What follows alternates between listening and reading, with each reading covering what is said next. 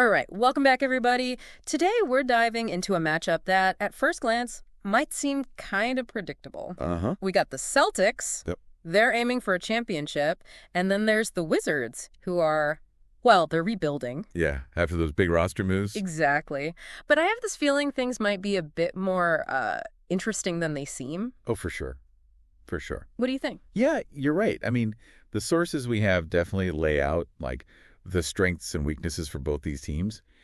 But what I find really fascinating is how the Wizards, even though they're rebuilding, they can still pose some serious challenges. Especially for a team like the Celtics, right? Exactly. Okay, so let's break it down a bit. We know the Celtics have that championship history, and Tatum and Brown are incredible. Yeah, a true force. But what makes their offense so tough to defend? Like, specifically? It's more than just those star players. It's their whole system. Think speed, think precision, think three-pointers. Lots of three-pointers. Oh, yeah. And they've got multiple guys who can just nail those shots consistently. So that stretches the floor, makes it so hard for the other team to keep up. So you can't just focus on shutting down one or two guys? Nope. You need a defensive strategy that covers the whole court. Gotcha. All right, now the Wizards. They're in a different stage, more focused on building up their young players. What are their strengths coming into this game? Well, they got a lot of potential, especially with guys like Jordan Poole and Kyle Kuzma leading the way. Right. Poole, now his scoring ability is really something. He can create his own shot, hit from deep, finish at the rim. I think the Celtics are going to have their hands full trying to stop him. That's what makes this so interesting to me, is like Poole's almost unpredictable. Yeah, exactly. You never know when he's going to just explode. He brings that chaos factor, which can be a huge advantage, especially against a team like the Celtics. They thrive on structure. Discipline, yeah. Exactly. And then you've got Kuzma. He's versatile, can score in different ways. He matches up pretty well against Tatum, too. Interesting. If he can take advantage of any weaknesses in Boston's defense, the Wizards could actually make this a really good game. Okay, so we've got the offensive firepower on both sides. But what about the coaches? Oh, yeah. Joe Mazzulla for the Celtics clearly wants to make Boston a contender. And then you've got Wes Unseld Jr. with the Wizards trying to build something new with a younger team. How do their coaching styles play into this matchup? That's where things get really fascinating. Mazzulla's system, it's all about efficiency. Create those opportunities for Tatum and Brown to shine.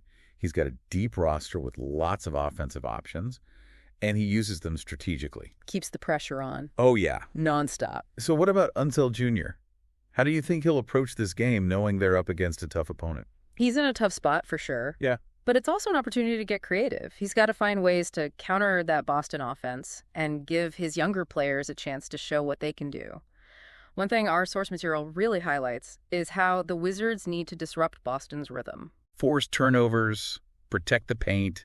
It's a big ask, but that's their best shot at keeping things close. So Unseld Jr. has to come up with a plan that basically shuts down the Celtics' strengths while letting his own guys make plays and, gain experience. Precisely. It's that delicate balance.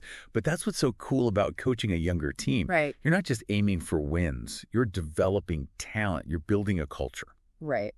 Okay, so two teams with distinct styles, two coaches with very different goals. But where the real action happens is in those key matchups. Oh, absolutely. And that's where we're headed next. All right, so buckle up, everyone, because we're about to break down some of the most exciting player battles in this Celtics-Wizards showdown. All right, let's jump right into it. The matchup everybody's talking about, Tatum versus Kuzma. Oh, yeah. I mean, Tatum's having an MVP caliber season. Over 30 points a game. Just incredible. But can Kuzma, can he really hold his own against a player like that? That's the big question. I'm really curious to see how Kuzma approaches this. Tatum can score from anywhere. He's just so hard to guard. Right. That killer instinct. Yeah. I think for Kuzma, the key is going to be playing smart, disciplined defense. Yeah. Our sources suggest forcing Tatum into tough shots, disrupt his rhythm early. Make him work for it. Exactly. Don't let him get into that flow, the flow he thrives on. Right. So Kuzma has to be physical, but also strategic. But it can't just be about defense, can it? Oh, no, absolutely not. Kuzma needs to be a threat on offense, too, especially if the Wizards want to keep up with Boston. For sure. He's got to be assertive, look for those scoring opportunities. Actually, our sources point out something interesting. Boston's defense, while strong overall, they've shown some vulnerability against those versatile scorers. the ones who can attack from different spots on the court. So Kuzma could actually use that to his advantage. He might have a chance to exploit those weaknesses, yeah. Make a real impact offensively. That's an angle I hadn't really considered. Okay, so what about Jordan Poole? He's going up against a Celtics defense that's known for shutting down perimeter players. How do you think that'll play out? Poole against the Celtics perimeter D. That's where things get really interesting. Poole's a dynamic scorer, but we know he could be a little inconsistent. And the Celtics, they're all about that disciplined, switching defense. Right. They'll probably throw different looks at Poole, try to keep him off balance, force those tough shots. So it's like unpredictable talent versus system. Right, exactly. Classic clash of styles. Can Poole's raw talent overcome that disciplined defense? Or will the Celtics just, be too much? I think it'll come down to Poole's decision-making. Can he stay patient, find the open man when they double-team him, pick his spots?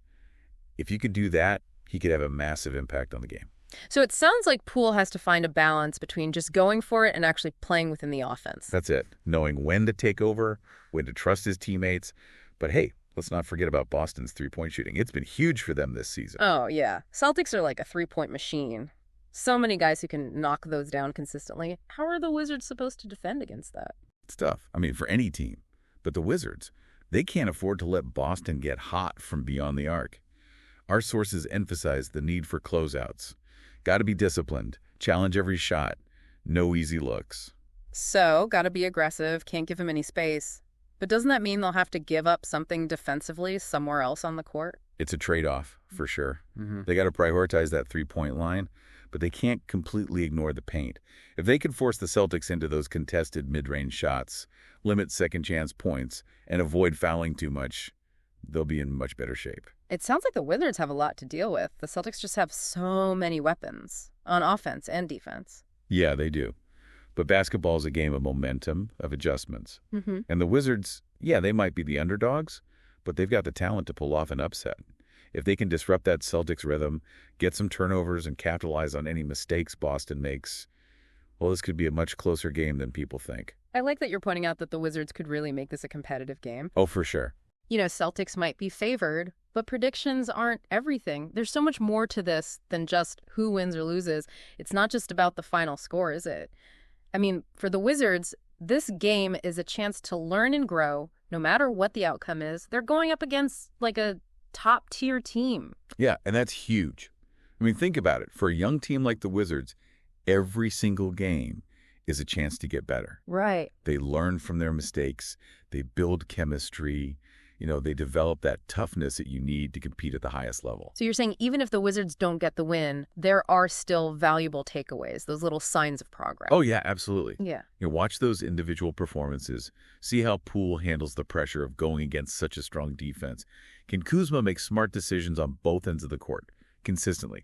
Those things tell you a lot about where this team's headed. It's like looking for those flashes of potential, those moments where you think, okay, this team, they're building something special. And those moments, they can happen even in a loss. Oh, totally. Sometimes a loss can teach you more than a win. It forces a team to really look at their weaknesses, make adjustments, dig deep. And that's what leads to growth. So for the listener who's tuning into this game, what are some things to keep an eye on beyond just the score? What can we learn from this matchup, win or lose? Watch for those standout moments, those bursts of individual talent. Pay attention to how the coaches adjust their strategies throughout the game. See how the Wizards respond to adversity, how they deal with the pressure of playing a team like the Celtics. It's about understanding the little things, those strategic battles, realizing that every matchup tells a story. Exactly. And that's what makes this kind of deep dive so great. We're not just watching the game. We're exploring what's going on beneath the surface, those stories that make basketball so fascinating. That's a great way to put it.